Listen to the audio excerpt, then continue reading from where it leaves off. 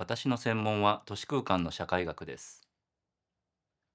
慶應義塾大学文学部の近森隆明です。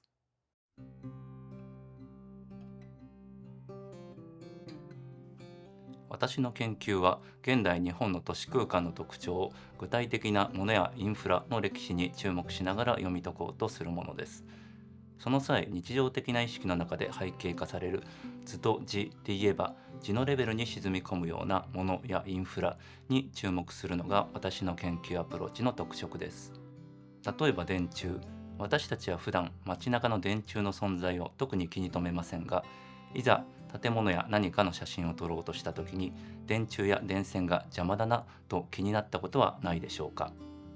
電線や電話線は本来地中に埋めて地上のさまざまな活動や景観の邪魔にならないようにするのが理想的です。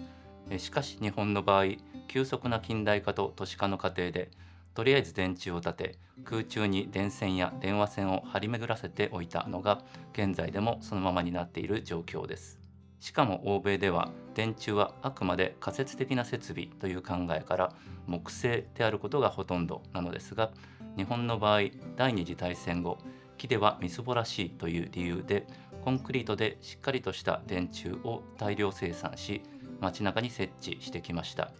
これはいわば仮設状態の永続化です。別の例を挙げてみましょう。例えばペデストリアンデッキ。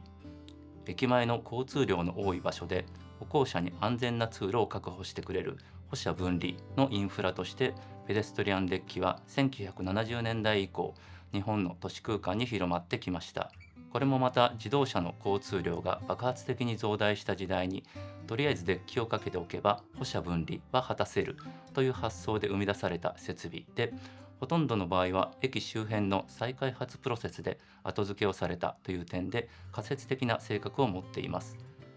電柱と同様にここにも仮説状態の永続化が認められます。欧米の都市景観の理想から言えば街中の電柱も駅前のペデストリアンデッキも機能性ばかりを重視した醜いインフラで街の景観を損ねる存在だと見えるでしょう。とはいえそれらの醜いインフラを取り除けば美しい日本本来の都市景観が現れるというわけでもないのではないでしょうか。仮設状態の永続化は日本の都市の成り立ちそのものの特徴でもあります。日本の都市空間そのものがもともと電柱的でありペデストリアンデッキ的であるのです。だとすれば仮設状態の永続化という日本の都市の特徴をもとに欧米的な価値観を書き換える新たな都市空間の見方が生まれるかもしれません。私自身はそちらの可能性を探ってみたいと考えています。